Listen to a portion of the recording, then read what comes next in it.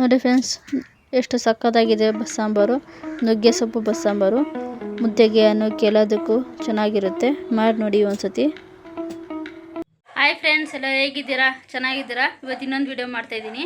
ಏನಪ್ಪ ಅಂತಂದರೆ, ಅದನ್ನ ಹೇಳೋಕ್ಕಿಂತ ಮುಂಚೆ ಯಾರೆಲ್ಲ ಇನ್ನೂ ನನ್ನ ಚಾನಲ್ ಸಬ್ಸ್ಕ್ರೈಬ್ ಆಗಿಲ್ಲ, ಎಲ್ಲ ಸಬ್ಸ್ಕ್ರೈಬ್ ಆಗಿ ಲೈಕ್ ಮಾಡಿ ಶೇರ್ ಮಾಡಿ ಫ್ರೆಂಡ್ಸ್.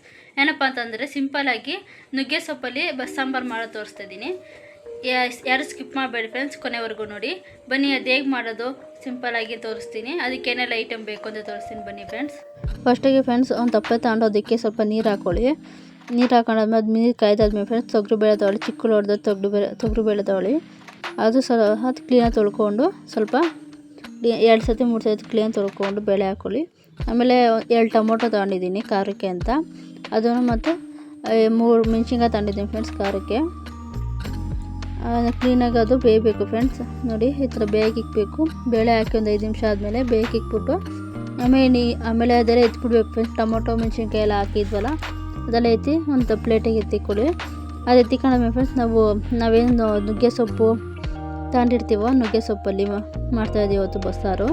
ಅದಕ್ಕೋಸ್ಕರ ನುಗ್ಗೆ ಸೊಪ್ಪನ್ನ ಕ್ಲೀನಾಗಿ ಸೋಸ್ಕೊಂಡು ತೊಳ್ಕೊಂಡು ಹಾಕ್ಕೊಳ್ಳಿ ಫ್ರೆಂಡ್ಸ್. ಬೇಳೆ ಹಾಕೊಂಡಿರ್ತೀವಲ್ಲ ಬೇಯೋಕ್ಕೆ ಅಂತ, ಅದೊಳಕ್ಕೆ ಹಾಕ್ಕೊಳ್ಳಿ ಸ್ವಲ್ಪ ನೀರು ಹಾಕ್ಕೊಂಡು. ಮತ್ತು ನಾವು ಖಾರಕ್ಕೆ ಫ್ರೆಂಡ್ಸ್ ನೋಡಿ, ಈ ಖಾರಕ್ಕೆ ನಾವು ಬೇಳೆ ಜೊತೆ ಹಾಕಿದ್ವಲ್ಲ ಟೊಮೊಟೊ ಮೆಣಸಿನ್ಕಾಯಿ ಮತ್ತು ನೋಡ್ತಾಯಿದ್ದೆ ಫ್ರೆಂಡ್ಸ್ ಇಷ್ಟು ಖಾರಕ್ಕೆ. ಮತ್ತು ಇನ್ನೊಂದು ಕಡೆ ನೋಡಿ ಫ್ರೆಂಡ್ಸ್, ಎಲ್ಲ ಸೊಪ್ಪು ಬೇಳೆ ಎಲ್ಲ ಹಾಕಿದ್ವಲ್ಲ ನೋಡಿ, ಕ್ಲೀನಾಗಿ ಕುದೀತಿದೆ. ಮತ್ತು ಈರುಳ್ಳಿ ಮತ್ತು ಮೆಣಸಿನ್ಕಾಯಿ ಎಲ್ಲ ಹಾಕಾದ್ಮೇಲೆ ಜೀರಿಗೆ ಹಾಕ್ಕೊಳ್ಳಿ. ಜೀರಿಗೆ ಒಂದೆಲ್ಲ ಕ್ಲೀನಾಗಿ ಎತ್ತಿಕೊಂಡು ಒಂದು ಬಾಂಡೆ ತೊಗೊಳ್ಳಿ ಫ್ರೆಂಡ್ಸ್. ಬಾಂಡೆಗೆ ಒಂಚೂರು ಸ್ವಲ್ಪ ಎಣ್ಣೆ ಹಾಕ್ಕೊಳ್ಳಿ. ಎಣ್ಣೆ ಹಾಕ್ಕೊಂಡು ಫ್ರೆಂಡ್ಸ್, ಅದಕ್ಕೆ ನಾವೇನು ಮಸಾಲೆ ರೆಡಿ ಮಾಡ್ಕೊಂಡಿದ್ವೋ, ಈರುಳ್ಳಿ, ಬೆಳ್ಳುಳ್ಳಿ, ಮೆಣಸಿನ್ಕಾಯಿ ಬೇಡ ಫ್ರೆಂಡ್ಸ್, ನಾವೆಲ್ಲ ಆಗಲೇ ಇದು ಮಾಡ್ಕೊಂಡಿದ್ದೀವಿ. ಅದಕ್ಕೋಸ್ಕರ ಈರುಳ್ಳಿ, ಬೆಳ್ಳುಳ್ಳಿ ಮತ್ತು ಜೀರಿಗೆ, ಮೆಣಸು ಇಷ್ಟೇ ಫ್ರೆಂಡ್ಸ್. ಈರುಳ್ಳಿ, ಬೆಳ್ಳುಳ್ಳಿ, ಜೀರಿಗೆ, ಮೆಣಸು, ಕಾಯಿ ಇಷ್ಟೇ ಫ್ರೆಂಡ್ಸ್. ಇದನ್ನು ಕ್ಲೀನಾಗಿ ಹುರ್ಕೋಬೇಕು. ಸ್ವಲ್ಪ ಕೆಂಪಗಾಗೋ ಥರ ಹುರ್ಕೋಬೇಕು ನೋಡಿ. ಹಾಕೋಬೇಕು, ಎಲ್ಲ ಕ್ಲೀನಾಗಿ ಹಾಕ್ಕೊಂಡು ಮಿಕ್ಸ್ ಮಾಡ್ಕೊಳ್ಳಿ. ಅವಾಗ ಕ್ಲೀನಾಗಿ ಹುರ್ಕೊಂಡ್ರಷ್ಟು ಟೇಸ್ಟ್ ಚೆನ್ನಾಗಿ ಬರುತ್ತೆ ಫ್ರೆಂಡ್ಸ್. ಇದನ್ನು 2 ಥರನೂ ಸಹ ಮಾಡ್ಬೋದು ಫ್ರೆಂಡ್ಸ್. ನಾನು ಇನ್ನೊಂದು ಥರ ಮಾಡೋದು ತೋರಿಸ್ತೀನಿ. ಇದು ಸಿಂಪಲ್ಲಾಗಿ ಅರ್ಜೆಂಟಿಗೆ ಆಗಬೇಕು ಅಂದರೆ ಈ ಥರ ಮಾಡ್ಕೋಬೋದು ನೋಡಿ. ಇದು ಸಿಂಪಲ್ಲಾಗಿ ಇದು ಸ್ವಲ್ಪ ಹುರಿದಾದ್ಮೇಲೆ ಸ್ವಲ್ಪ ಆರಕ್ಕೆ ಇಕ್ಬೇಕು ಫ್ರೆಂಡ್ಸ್. ಸ್ವಲ್ಪ ಬಿಸಿ ಇರುತ್ತಲ್ಲ, ಆರಕ್ಕೆ ಇಕ್ಬಿಟ್ಟು ಮಿಕ್ಸಿಗೆ ಹಾಕ್ಕೊಳ್ಳಿ. ಮಿಕ್ಸಿಗೆ ಫ್ರೆಂಡ್ಸ್ ಅದು ಹಾಕೊಂಡಾದ್ಮೇಲೆ ಹುರಿದಿದ್ದು ಹಾಕೊಂಡಾದ್ಮೇಲೆ ನಾವೇನು ಟೊಮೊಟೊ ಬೇಯಿಸ್ಕೊಂಡಿದ್ವೋ, ಟೊಮೊಟೊ ಮತ್ತು ಮೆಣಸಿನ್ಕಾಯಿ ಹಾಕ್ಕೊಳ್ಳಿ. ಮತ್ತು ನಾವು ಆವಾಗಲೇ ಬೇಯಿಸ್ಕೊಂಡಿರೋ ಸೊಪ್ಪು ಬೇಳೆ ಎಲ್ಲ ಒಂದು ಬಾಂಡೆಗೆ ತಿಕ್ಕೋಬೇಕು. ಕ್ಲೀನಾಗಿ ನೀರೆಲ್ಲ ಸೋಸ್ಬಿಟ್ಟು ನೋಡಿ, ಈ ಸೊಪ್ಪು ಸಹ ಸ್ವಲ್ಪ ಮಿಕ್ಸಿಗೆ ಹಾಕೋಬೇಕು ಫ್ರೆಂಡ್ಸ್. ನೋಡಿ, ಈ ಮಿಕ್ಸಿಗೆ ನಾವೇನು ರೆಡಿ ಮಾಡ್ಕೊಂಡಿರ್ತೀವೋ ಆ ಮಿಕ್ಸಿಗೆ ಸ್ವಲ್ಪ 1-2 ಚೂಟಾದಷ್ಟು ಮಿಕ್ಸಿಗೆ ಹಾಕ್ಕೊಳ್ಳಿ. ಬೇಳೆ ಸೊಪ್ಪು ಎಲ್ಲ ಹಾಕ್ಕೊಂಡು ಫ್ರೆಂಡ್ಸ್ ನೋಡಿ, ನೋಡ್ತಾಯಿದ್ದೀರಲ್ಲ, ಒಂದು ಸ್ವಲ್ಪ ನೀರು ಹಾಕ್ಕೊಂಡು ನೋಡಿ, ಸ್ವಲ್ಪ ನೀರು ಹಾಕ್ಕೊಂಡು ರುಬ್ಕೋಬೇಕು. ರುಬ್ಕೊಂಡಾದ್ಮೇಲೆ ಫ್ರೆಂಡ್ಸ್ ನೋಡಿ, ಇನ್ನೊಂದು ಕಡೆ ಒಂದು ಬಾಣಲಿಲಿ ಕಾಯ್ದಾದ್ಮೇಲೆ ಎಣ್ಣೆ ಹಾಕ್ಕೊಳ್ಳಿ ಫ್ರೆಂಡ್ಸ್. ಒಗ್ಗರಣೆಗೆ ಸೊಪ್ಪು ಒಗ್ಗರಣೆ ಕೊಡೋದ ಒಗ್ಗರಣೆಗೆ ಫ್ರೆಂಡ್ಸ್ ಈರುಳ್ಳಿ ಮತ್ತು 4 ಮೊಟ್ಟೆ ತಗೊಂಡಿದ್ದೀನಿ. ನುಗ್ಗೆ ಸೊಪ್ಪಿಗೆ ಮೊಟ್ಟೆ ಹಾಕೋದು ತುಂಬ ಚೆನ್ನಾಗಿರುತ್ತೆ ಫ್ರೆಂಡ್ಸ್. ಅದಕ್ಕೋಸ್ಕರ ಒಂದು ಈರುಳ್ಳಿ ನಾವೇನು ಕಟ್ ಮಾಡ್ಕೊಂತೀವೋ ಒಗ್ಗರಣೆಗೆ ಅಂತ ಈರುಳ್ಳಿ ಹಾಕ್ಕೊಳ್ಳಿ. ಮತ್ತು ಫ್ರೆಂಡ್ಸ್, ನಾವು ಮೊಟ್ಟೆ ಅಂತ ಅಲ್ಲ, ಬೇಕಾದ್ರೆ ಕಾಯಿನೂ ಸಹ ಹಾಕ್ಬೋದು. ನಾನು ಕಾಯಿನ ಸ್ಕಿಪ್ ಮಾಡಿದ್ದೀನಿ, ನೀವು ಬೇಕು ಅಂದರೆ ಹಾಕೋಬೋದು. ಮೊಟ್ಟೆ ಮತ್ತು ಈರುಳ್ಳಿ 2 ಒಗ್ಗರಣೆಗೆ ಫ್ರೆಂಡ್ಸ್ ನೋಡಿ. ಈರುಳ್ಳಿ ಎಲ್ಲ ಒಗ್ಗರಣೆ ಸ್ವಲ್ಪ ಈರುಳ್ಳಿ ಡ್ರೈ ಆದಮೇಲೆ ಫ್ರೆಂಡ್ಸ್ ಕರಿಬೇವು ಇರ್ತದೆ, ಸ್ವಲ್ಪ ಕರಿಬೇವು ಹಾಕ್ಕೊಳ್ಳಿ. ಮತ್ತು ನಾವೇನು ಸೊಪ್ಪು ಎಲ್ಲ ಎತ್ಕೊಂಡಿದ್ವೋ ಅದೆಲ್ಲ ಸೊಪ್ಪು ಎಲ್ಲ ಹಾಕ್ಕೊಳ್ಳಿ ಬಾಂಡಿಗೆ ಒಗ್ಗರಣೆಗೆ. ಹಾಕ್ಕೊಂಡು ಕ್ಲೀನಾಗಿ ಸ್ವಲ್ಪ ಒಂಚೂರು ಉಪ್ಪು ಹಾಕೋಬೇಕು ಫ್ರೆಂಡ್ಸ್. ನಾನು ಸ್ವಲ್ಪ ಬೇಯಬೇಕಾದ್ರೆ ಹಾಕಬೇಕಾಯಿತು, ನಾನು ಸ್ವಲ್ಪ ಮಾಡ್ತೋದೆ, ಅದಕ್ಕೋಸ್ಕರ ಇವಾಗಲೂ ಹಾಕ್ಬೋದು, ಅದೇನಿಲ್ಲ. ಕ್ಲೀನಾಗಿ ಸ್ವಲ್ಪ ಉಪ್ಪು ಹಾಕ್ಕೊಂಡು ಸ್ವಲ್ಪ ರುಚಿಗೆ ತಕ್ಕಷ್ಟು ಉಪ್ಪು ಹಾಕ್ಕೊಳ್ಳಿ. ಸ್ವಲ್ಪ ಕಮ್ಮಿನೇ ಹಾಕ್ಕೊಳ್ಳಿ, ಬೇಕಾದ್ರೆ ಸಪ್ಪೆದ್ರೂ ಹಾಕ್ಕೋಬೋದು. ಹಾಕ್ಕೊಂಡು ಕ್ಲೀನಾಗಿ ಮಿಕ್ಸ್ ಮಾಡ್ಕೊಳ್ಳಿ ಫ್ರೆಂಡ್ಸ್. ನೋಡಿ, ಈ ಥರ ಮಿಕ್ಸ್ ಮಾಡ್ಕೋಬೇಕು. ಮಿಕ್ಸ್ ಆಗಿ ಒಂದು 5 ನಿಮಿಷ ಕ್ಲೀನಾಗಿ ಮಿಕ್ಸ್ ಮಾಡ್ಕೋಬೇಕು. ಮಿಕ್ಸ್ ಆದಮೇಲೆ ನೋಡಿ, ಈ ಥರ ಆಗುತ್ತೆ ಮೆತ್ತಗೆ ನೋಡಿ, ಒಂಥರ ನೀರು ಬಿಟ್ಟಿರೋ ಥರ ಆಗುತ್ತೆ ಸೊಪ್ಪು. ಈ ಥರ ಆದಮೇಲೆ ಫ್ರೆಂಡ್ಸ್ ನೋಡಿ, ಅದು ಅವಾಗವಾಗ ಕಲಿಸ್ತಾನೆ ಇರಬೇಕಿಲ್ಲ, ಒಂಥರ ಸೀದೋದ ಥರ ಆಗೋಗುತ್ತೆ.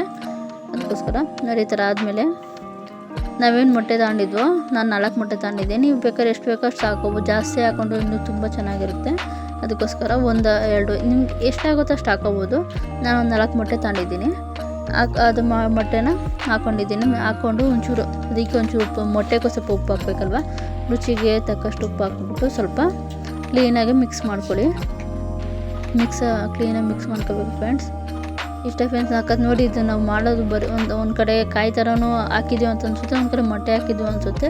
ಆದರೆ ನಾನು ಕಾಯಿ ಹಾಕಿಲ್ಲ, ಬರೀ ಮೊಟ್ಟೆ ಮಾತ್ರ ಹಾಕಿದ್ದೀನಿ ನೋಡಿ. ನೋಡ್ತಾ ಇದ್ದೀರಲ್ಲ, ಎರಡೂ ಹಾಕಿರೋ ಥರನೂ ಕಾಣುತ್ತೆ.